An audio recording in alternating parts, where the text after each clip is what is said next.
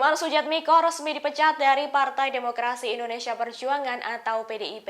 Hal itu adalah buntut dari aksinya yang nekat mendeklarasikan dukungan terhadap Prabowo Subianto sebagai calon presiden atau Capres 2024. Padahal PDIP, partai yang menaunginya, saat itu telah mendeklarasikan Ganjar Pranowo sebagai Capres. Adapun kabar pemecatan aktivis 98 itu juga telah dikonfirmasi oleh politikus PDIP, Dedi Yefri Sitorus. Pada Kamis 24 Agustus, Dedi mengatakan surat pemecatan dari PDIP telah dikirimkan oleh kurir ke alamat rumah Budiman. Lebih lanjut, Ketua Umum PDIP Megawati Soekarno Putri juga telah menandatangani surat pemecatan.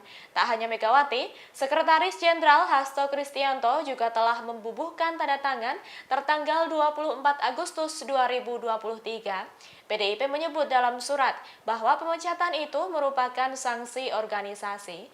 Menanggapi hal itu, Budiman pun menerima sanksi yang diberikan PDIP.